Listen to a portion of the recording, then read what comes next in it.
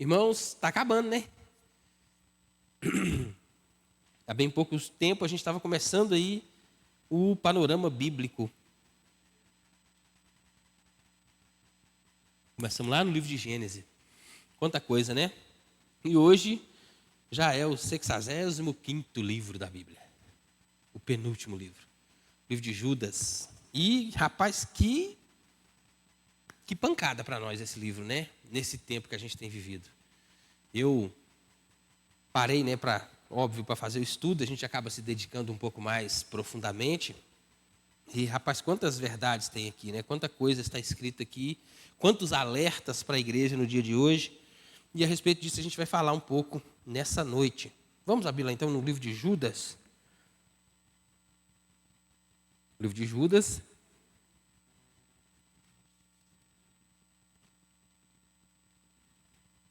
Está lá antes de Apocalipse.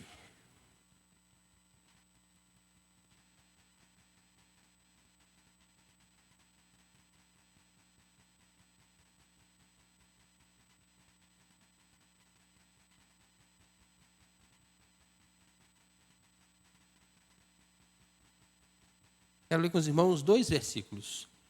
O verso 18 e o verso 24. Verso 18 e o 24.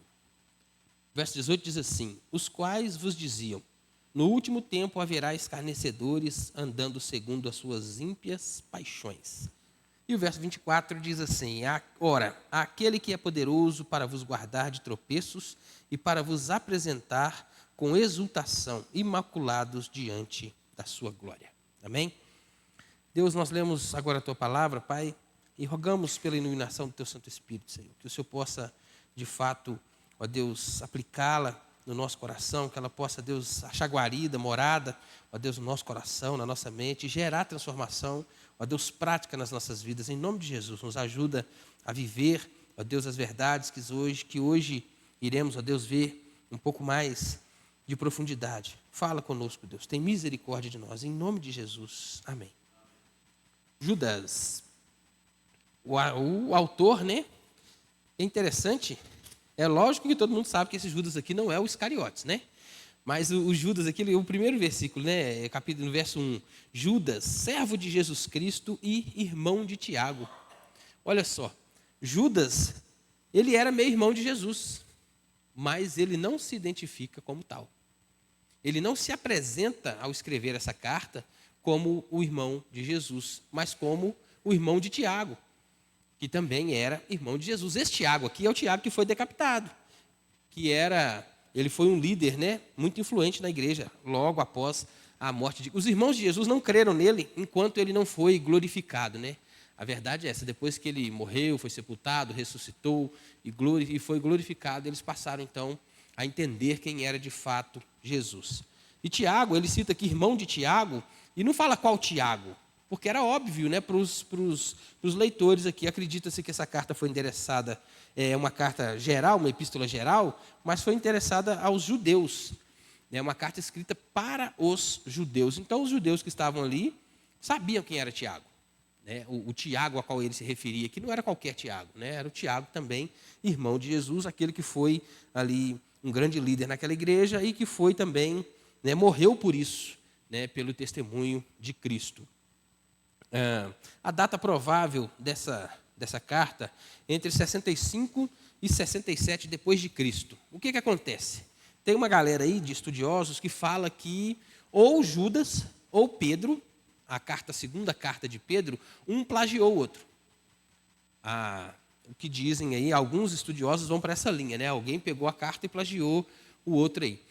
Mas a defesa, né, de quem que a gente crê não foi isso, não. Tem algumas diferenças sutis, mas tem diferenças na escrita, em alguns textos que há aqui no livro de Judas em relação à segunda epístola de Pedro. Mas por conta disso, né, como a epístola de Pedro é mais fácil de provar a data com que ela foi escrita, né, e acredita-se então que a de Judas aqui foi escrita ou no mesmo período ou um pouco antes, até da de Pedro, entre 65 e 67. Depois de Cristo. Mais uma curiosidade, né? Eu não sabia disso, não, que tinha Eu não li 2 Pedro para essa comparação, mas eu pretendo dar uma lida essa semana ainda para buscar com mais profundidade essas diferenças. É bom que a Bíblia de Genebra aqui aponta um tanto de coisa interessante. As palavras-chave desse livro: apostasia e guardados. Guardados, essa palavra guardados aparece aqui no verso 3, né? E também lá no 24, que a gente acabou de ler ali, se eu não estou enganado, é isso mesmo? É, isso mesmo. O tema da carta, e é um tema muito sério, né? A advertência contra a apostasia e o dever de batalhar pela fé cristã. A gente fala, e com muita segurança, né, com muita certeza, que Jesus não precisa de advogado, certo? Na verdade, ele é o nosso advogado. Acontece, irmãos, que batalhar pela defesa da fé é um dever de todo crente. Todo aquele que se diz, né, servo de Cristo, é um dever dele batalhar para defender essa fé.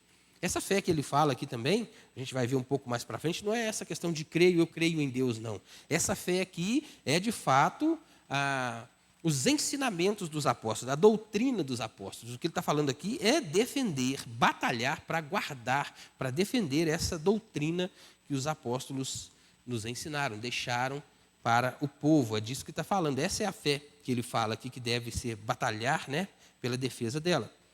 O propósito da carta: combater o falso ensino. Isso, olha, você vê lá no princípio, né, combater o falso ensino de que a liberdade, né, dos cristãos, já que Cristo nos salvou e nós temos hoje o governo da graça, nós podemos pecar tranquilamente. Já que a graça cobre multidão de pecado, a gente pode continuar aí na nossa vida de pecado. Isso está descrito aqui no versículo 4. Depois a gente vai ver um pouquinho mais aqui, né, a respeito disso também. Verdades fundamentais da carta.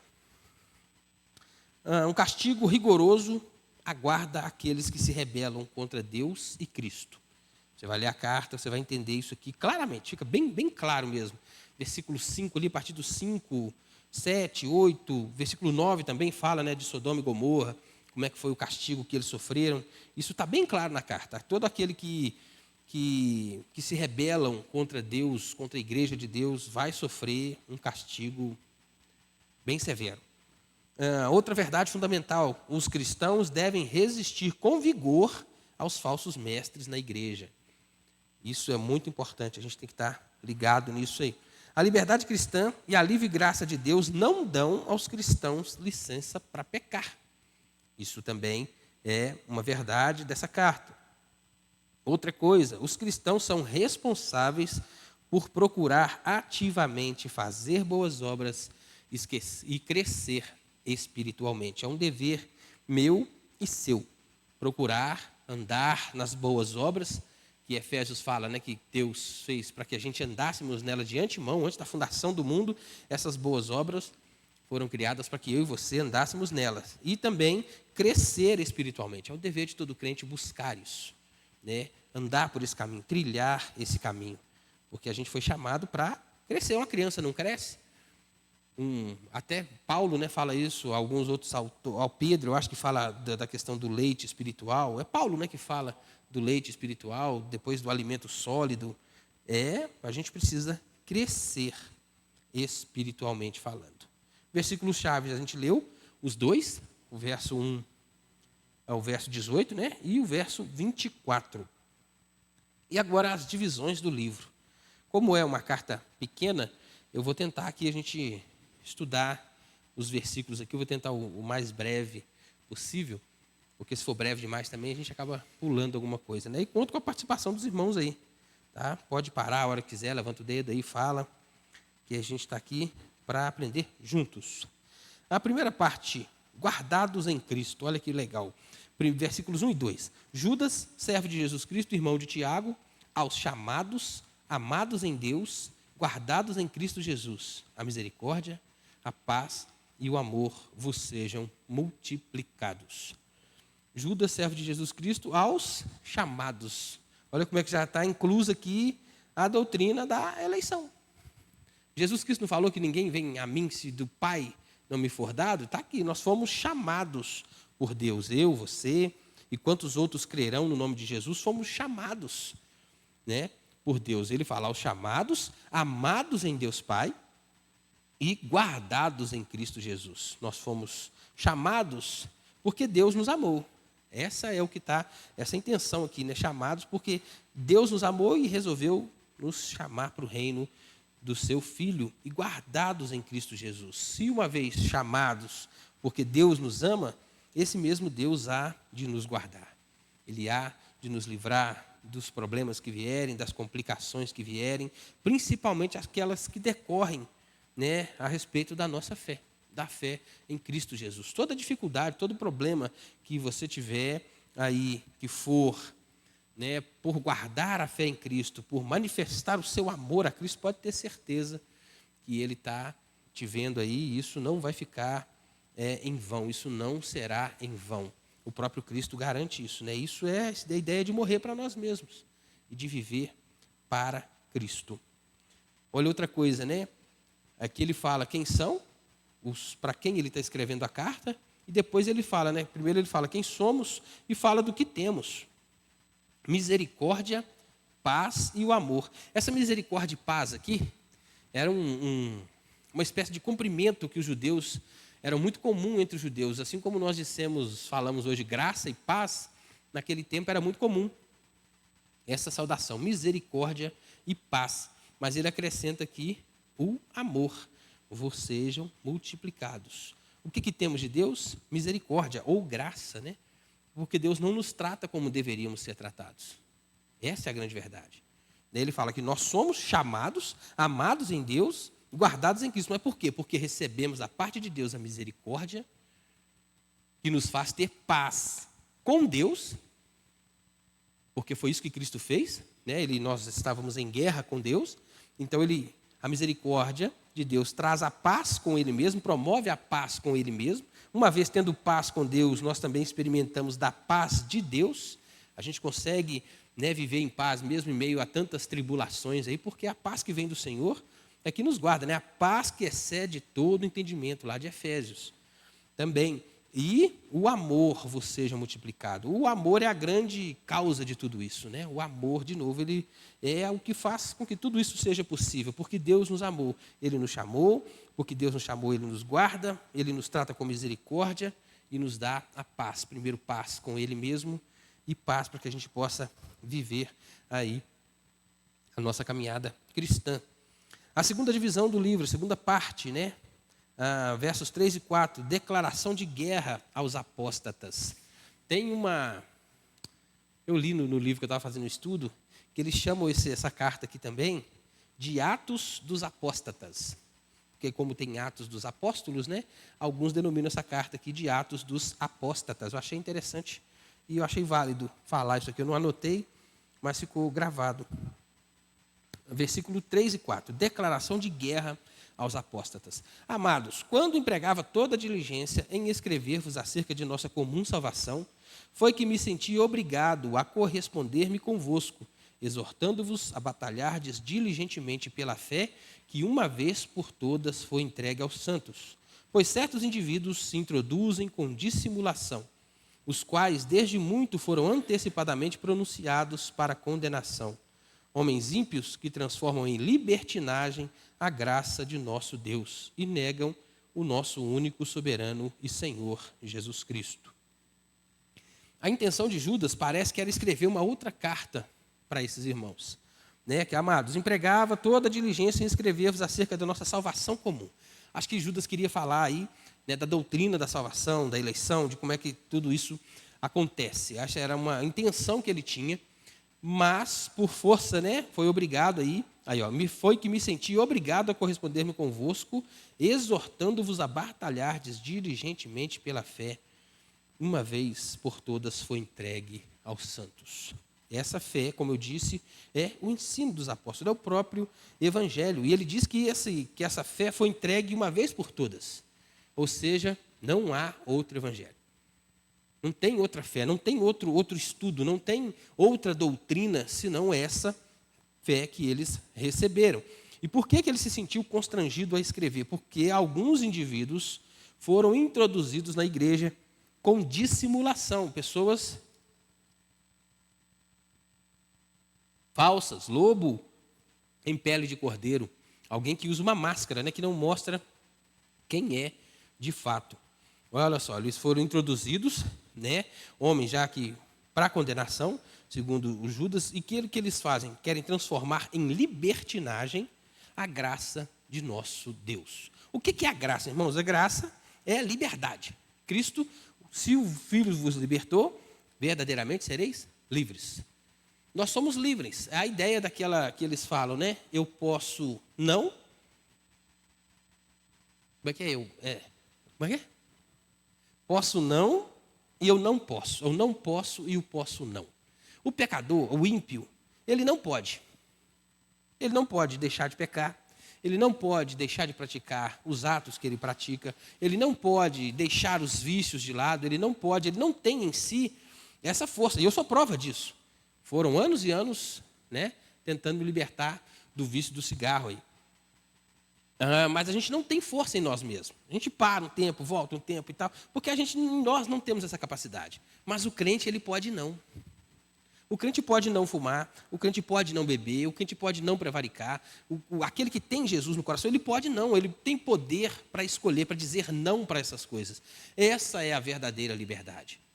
De poder ter tudo à nossa mão, todas as coisas são lícitas. Tudo. Jesus não nos impede de nada. Não coloca barreira nenhuma em nada. A não ser a própria fé nele. Não é assim? A gente é livre para tudo. Não tem acesso a tudo. A tudo que o ímpio tem acesso, nós também temos. Infelizmente, algumas coisas a gente tem copiado, né? Ux, e como tem copiado? Mas a gente pode não fazê-lo. A gente pode não. Agora, o ímpio não tem esse poder. E nós também, se do céu não nos fora dado, se não fosse o Espírito Santo em nós, a gente não tinha poder para nada, não. Não suportava. É por isso que Paulo fala aqui que eles transformam em libertinagem. Então, essa liberdade que nós temos de poder não fazer, o que esses caras estão fazendo? Transformando em libertinagem. O que é libertinagem? Você pode fazer o que você quiser, porque você está debaixo da graça. Então, você pode viver de acordo com as suas paixões, de acordo com a sua vontade, você pode fazer o que quiser, que não tem problema. Está tudo liberado. Era esse o ensino que estava ali naqueles dias. Era isso que estava sendo passado. E por isso ele se sentiu, então, constrangido, né, a escrever essa carta. Ele se sentiu obrigado, olha só, me senti obrigado a corresponder-me convosco, exortando-vos a batalhardes diligentemente pela fé. Ou seja, tem alguém aí ensinando essas coisas, mas vocês têm que, além de falar o contrário, porque não basta só falar, né, a gente tem que agir de acordo com aquilo que a gente prega. Não pode ter sepulcro caiado, né? A gente fala uma coisa e vive outra.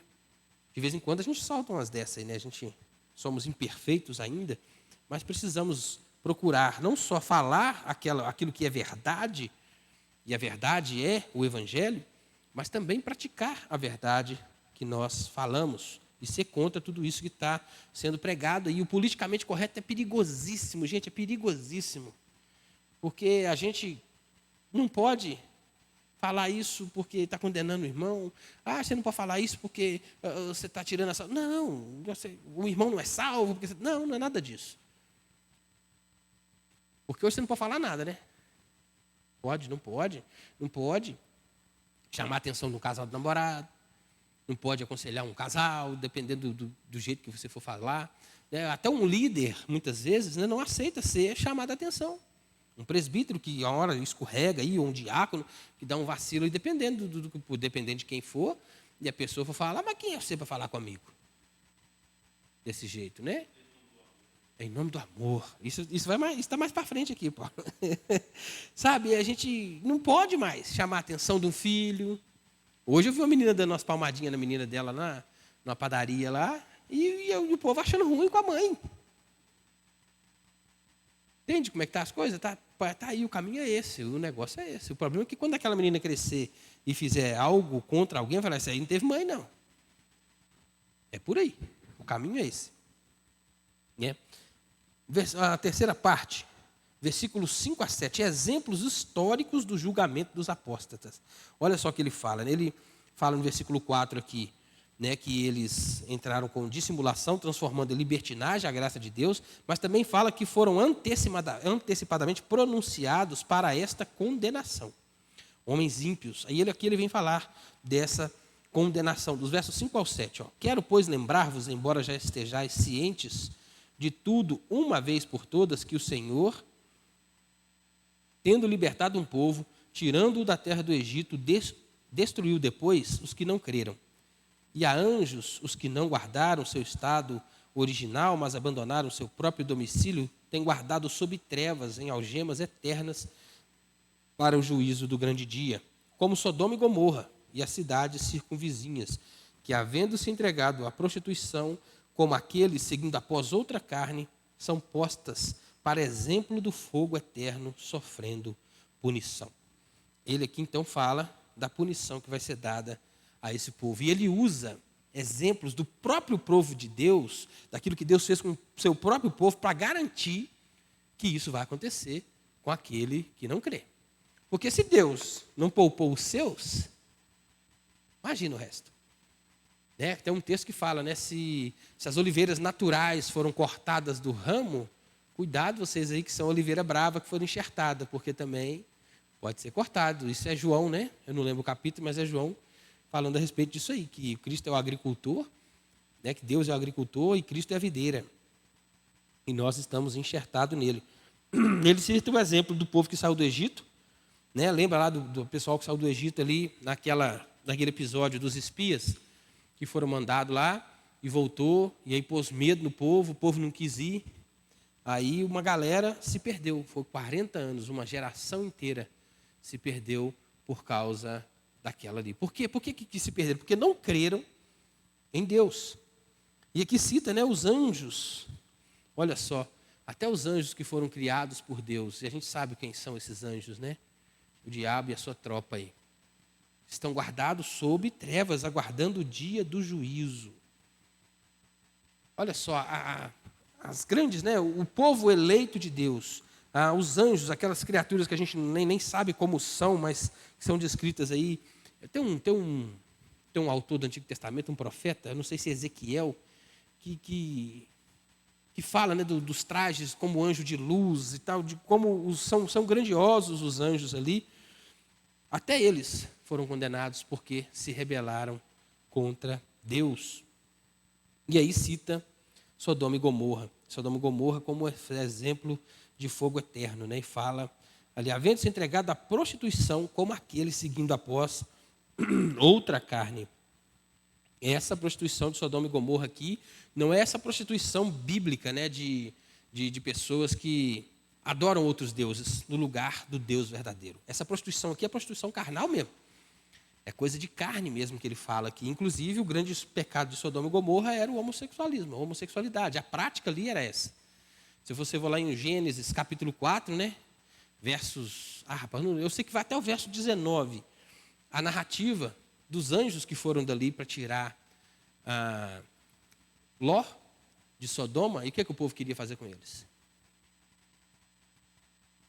Queria estuprar os anjos de Deus. Não sabia que eram anjos, mas eram dois homens diferentes. Queria pegar aquela turma, levar para a rua e acabar com a raça deles a noite inteira. Era isso que eles queriam fazer, o povo de Sodoma. É disso aqui que está falando, de Sodoma e Gomorra. É de prostituição ali, é essa conjunção carnal mesmo. E aqui, especificamente, o pecado de Sodoma vai um pouco mais além, né? Que era a homossexualidade. Por que o Império Romano ruiu também? Diz, né, estudiosos dizem que no tempo de Jesus ali, quase 80% do império praticava a homossexualidade. Era uma prática comum dos romanos. Não é? É bem sério essas coisas. Né? E é disso aqui que está falando esse aqui. Fala que eles foram punidos como exemplo do fogo eterno. Então, olha aí. Não só, né, as pessoas que praticam, ou talvez aqueles que até concordam. Porque tem alguns aí no meio da igreja, né, que concordam com muita coisa. Infelizmente tem.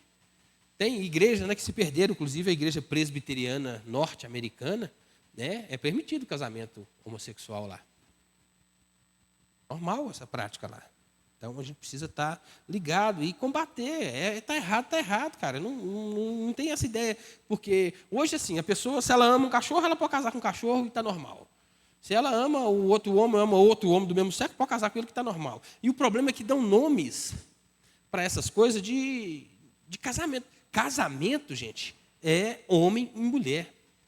Você pode chamar de união, pode, é uma união, uma parceria, mas casamento não dá para chamar, não. E a gente, crente, precisa ter isso em mente e ter de fato. Eu tenho isso, eu carrego isso comigo. Quando falar, fulano é casado, não é não. Ele pode ter união, pode estar junto, mas casamento não tem não. Casamento, olha o nome, casamento, é casal. É um homem e uma mulher, não é casamento. Pode ser, o povo pode aceitar, e como não estou falando que a gente tem que separar. Não, não é isso não. Isso aí é com eles para lá. Mas casamento? Não é casamento, não. Pode viver a vida dele lá, pode fazer o que ele quiser para lá, e não pode querer que eu aceite isso como natural, como normal. Eu tenho que respeitá-lo porque ele é um ser humano criado à imagem e semelhança de Deus. Tenho que respeitá-lo, tenho que zelar pela vida, pela saúde, pela integridade física dele. Todas essas coisas eu tenho que fazer, é meu dever, como cidadão, inclusive. Mas daí a corroborar as práticas, não dá não. Tem como não. Não tem jeito, não pode ser, não é normal, não é certo, não é correto.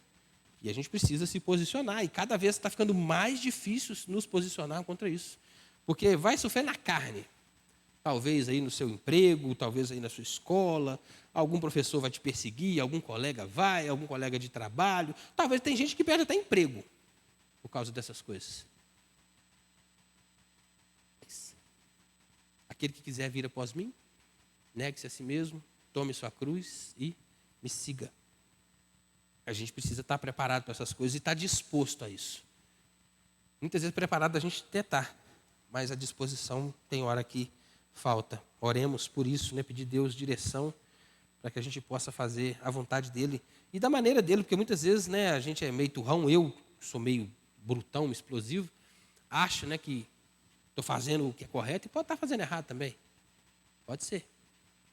Mas orar a Deus para que a gente se posicione mesmo e fazer da maneira correta, da melhor forma possível, para que o nome dele seja glorificado. Afinal de contas, o que a gente quer é sempre honrar o nome do nosso Deus.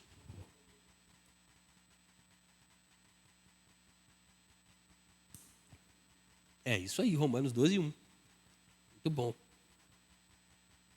A quarta parte, versos 8 a 19, essa é maior, né? A descrição dos apóstatas. Quem são esses apóstatas? Olha só. Ora, estes da mesma sorte, quais sonhadores alucinados, não só contaminam a carne, como também rejeitam o governo e difamam autoridades superiores.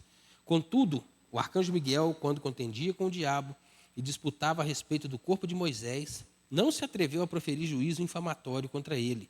Pelo contrário, disse: o Senhor te repreenda. Estes, porém, quanto a tudo que não entendem, difamam, e quanto a tudo que compreendem por instinto natural, como brutos sem razão, até nessas coisas se corrompem. Ai deles, porque prosseguiram pelo caminho de Caim, movidos de ganância, se precipitaram no erro de Balaão e pereceram na revolta de Corá. Estes homens são como rochas submersas em vossas festas de fraternidade, banqueteando-se juntos, sem qualquer recato. Pastores que a si mesmos se apacentam, nuvens sem águas, impelidas pelos ventos, árvore em estação dos frutos, destes desprovidas, duplamente mortas, desarraigadas, ondas bravias do mar que espumam as suas próprias sujidades, estrelas errantes para as quais tem sido guardadas a negridão das trevas para sempre. Quanto a estes foi que também profetizou Enoque, o sétimo depois de Adão, dizendo: eis que veio o Senhor entre as suas santas miríades para exercer juízo contra todos e para fazer convictos todos os ímpios, acerca de todas as obras ímpias que impiamente praticaram, acerca de todas as palavras insolentes que ímpios pecadores proferiram contra ele. Os tais são murmuradores, são descontentes, andando segundo as suas paixões, a sua boca vive propalando grandes arrogâncias, são aduladores dos outros por motivos interesseiros.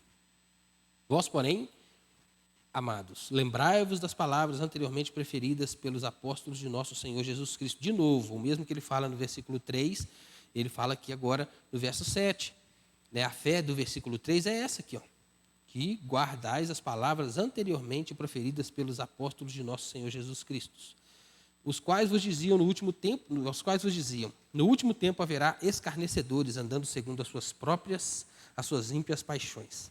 São estes os que promovem divisões sensuais e que não têm o Espírito. Olha a descrição aí dos apóstatas, dos falsos profetas. Estes da mesma sorte, quais sonhadores alucinados. Isso aqui é importante a gente falar, porque há uma corrente, né? Eu acho que não só no Brasil, mas isso aí muito grande dessa ideia de, como é que eu vou dizer aqui, de revelação, né? De novas revelações, de revelação, que, fulano recebeu uma revelação e tal, e eu vou lá para ver como é que é e tal. Rapaz, sai desse trem. Foge disso. Olha o que o texto chama essas pessoas, sonhadores alucinados.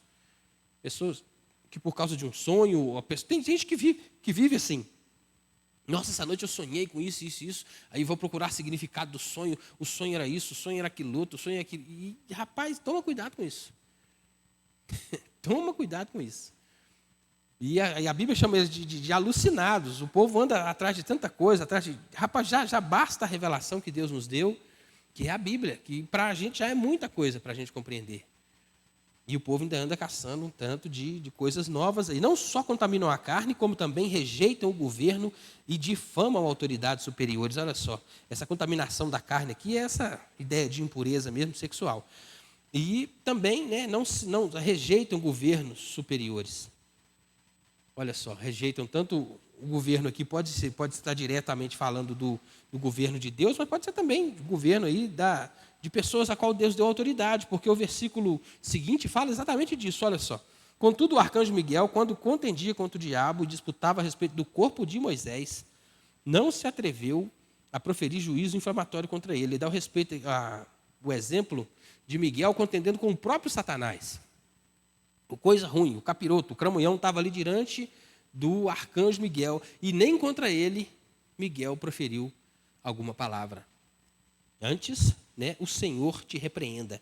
Esse texto aqui, essa passagem, quanto a outra que tem aqui na frente, que fala do Enoque, esses são escritos apócrifos, são tirados de livros apócrifos. Alguns até têm, aí, ainda existem, né? O lado do Enoque tem só um pedacinho. É muito, muito curto o que se tem dele. Mas essa citação aqui é desse livro, desses apócrifos aí que não temos na nossa Bíblia, mas que são livros aceitos pela cultura judaica. E eles tinham o costume de ler lá também esses livros, mas não como palavra de Deus, mas eles tinham conhecimento desses livros, por isso são citados aqui, né, a respeito de Miguel. Então, se o próprio Miguel não se atreveu a proferir palavras, né, de juízo infamatório contra Satanás, né, a gente precisa ter cuidado aí para não se levantar contra aqueles, né, ao governo da igreja, ao governo que Deus colocou sobre a nossa vida. Antes orar por eles, né, como diz o texto bíblico aí.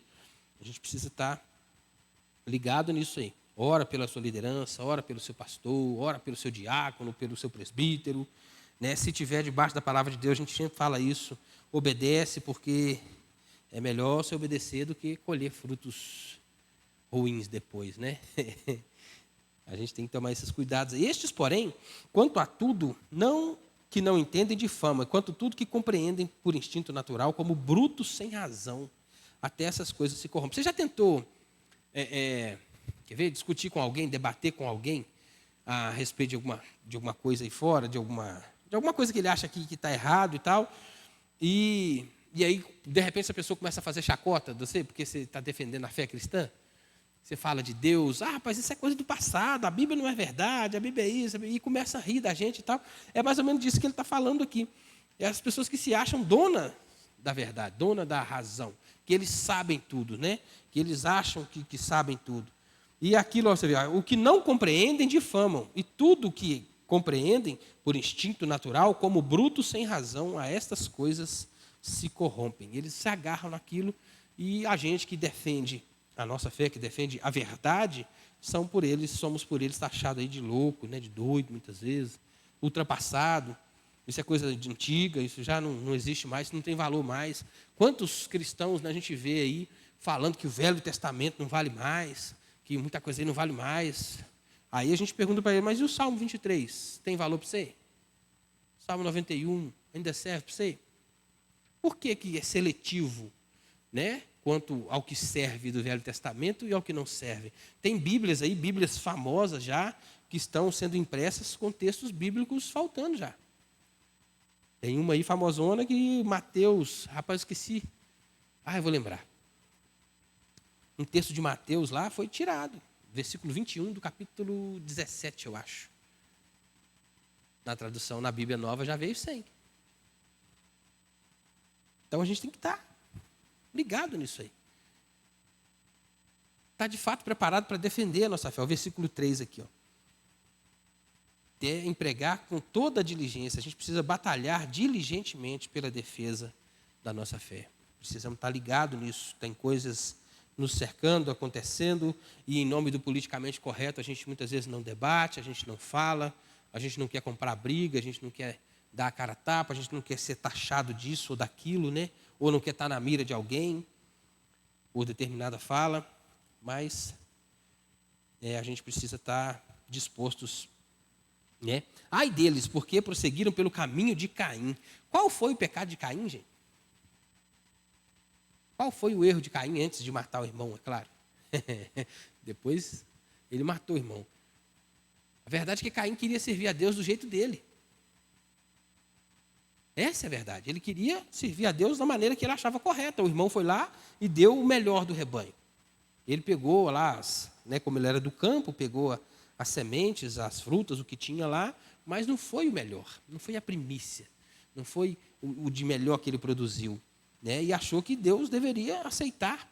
Deus foi lá ainda, chamou a atenção dele e tal, e ele, não. O Caim não foi uma pessoa tratável. Deus tentou, com ele ainda, e depois, quando Deus o encontra, antes de matar o irmão, que eu vou tomar conta dele? Não tem que tomar conta de ninguém, não. O cara foi difícil, não foi fácil, não. Movidos pela ganância, se precipitaram no erro de Balaão, olha só.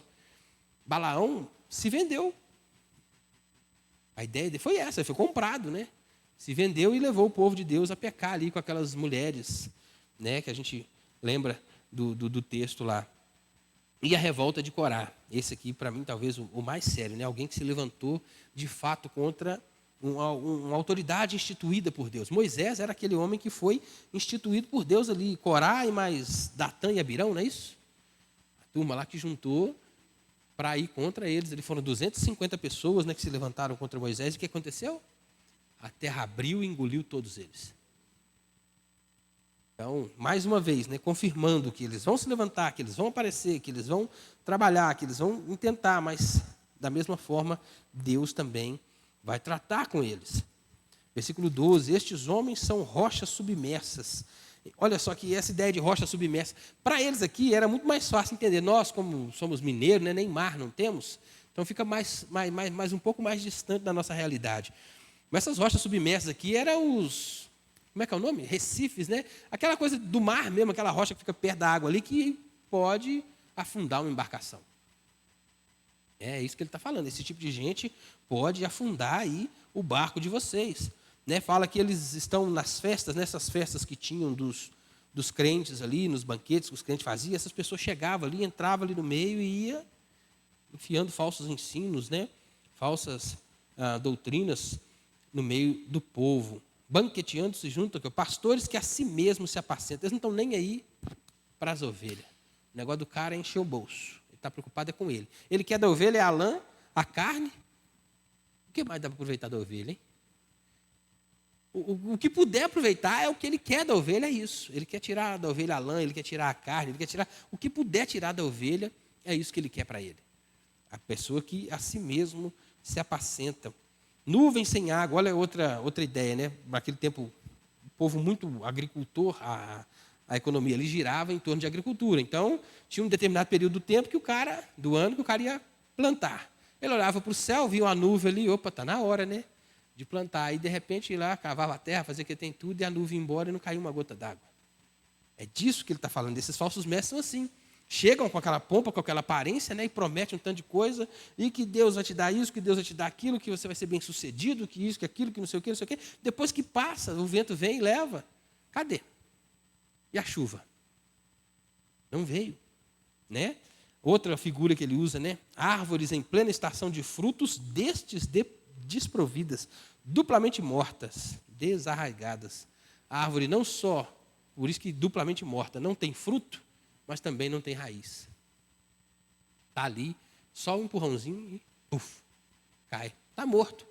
Só está com aparência, né, viçosa por fora, mas duplamente mortas. Ondas bravias do mar que espumam suas próprias sujidades. Olha isso, ele está se dando uma ideia aqui de uma tempestade, de algo muito, muito forte, né? Espumando o mar. Já viu quando a gente foi na praia uma vez? Ô, tristeza, só chuva, chuva, chuva, chuva, chuva, e o mar muito bravo e tal. Toda vez que quando a gente chegou na beira da praia que foi lá, rapaz, mas estava uma sujeira que joga tudo para fora. Vem tudo para fora. É isso que essas pessoas põem para fora. A gente só dá aquilo que tem. Eu só posso dar algo bom se eu tiver algo bom. Né? A ideia de árvore boa que gera fruto bom. Árvore má gera fruto mau. Não tem outra conversa. Né? Estrelas errantes, né? Aqui essa ideia de estrela cadente, de meteoro, que é aquela coisa rápida.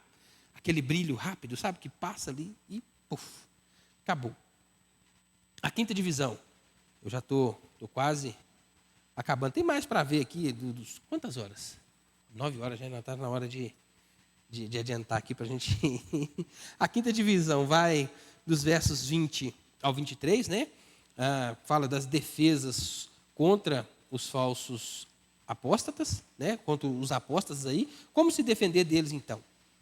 Versículo 20. Aqui, ó. Vós, porém, amados irmãos, edificando-vos na vossa fé santíssima, orando no Espírito Santo, guardai-vos no amor de Deus, esperando a misericórdia de nosso Senhor Jesus Cristo para a vida eterna. Edificando-vos na vossa fé santíssima. Que fé é essa? De novo, doutrina dos apóstolos. Essa é a fé que você tem que perseverar. Essa fé, aqui na verdade está falando da palavra de Deus. A gente se voltar para a Bíblia. A única maneira de você resistir a um falso ensino é conhecendo o ensino verdadeiro, não é não? Como é que eu vou dizer se algo é mentiroso se eu não conheço a verdade? Então, mais uma vez, Bíblia, estuda a Bíblia, lê a Bíblia, vem na escola bíblica de terça-feira, vem na escola bíblica do domingo. Traz o seu filho, eu sei que vai ser pai, mãe daqui a pouco, né, Tiago? Traz o menino para a escola bíblica aí, para ajudar, ensina, né? Como eu preguei domingo, ensina o seu filho aí, rapaz, a palavra de Deus. Porque é isso.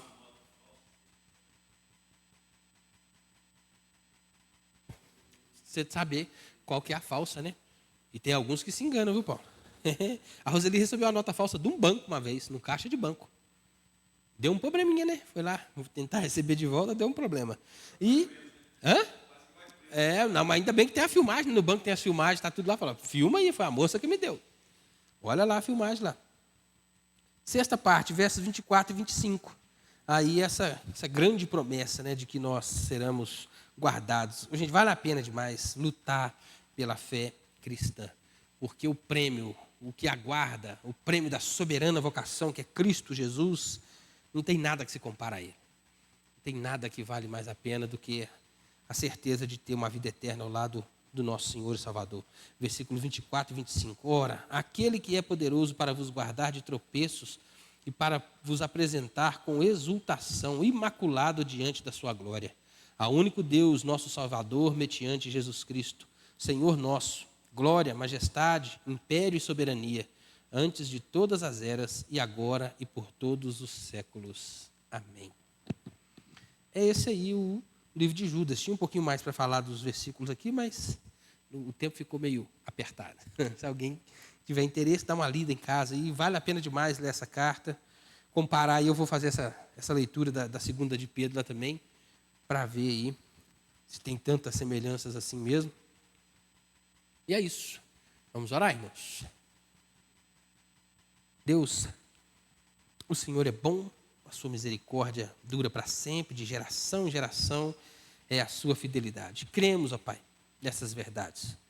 Cremos, ó Deus, que o Senhor falou conosco nessa noite. Nos ajuda, Deus, a ter aí curiosidade para, em casa, se debruçar um pouco mais a fundo nesse texto, nessa palavra, que é tão importante, que é tão atual, Deus, que é tão verdadeira para nós hoje. Nos ajuda, Senhor, em nome de Jesus, de acordo com a sua vontade, guiados pelo teu Espírito Santo, a sermos de fato defensores, ó Deus, dessa fé meu Pai, batalhar diligentemente, ó Deus, por essa fé. Nos ajuda, em nome de Jesus, a sermos crentes verdadeiros, sermos rochas, ó Deus, mas não submersas. Rochas firmes, ó Pai, é que as pessoas podem até mesmo se apoiar, que a gente seja de fato, ó Deus, ó Pai, que a gente reflita o brilho de Cristo. Nos ajuda, Deus, em nome de Jesus, a ser como Tu és. Santifica-nos, ó Deus. Purifica, Pai.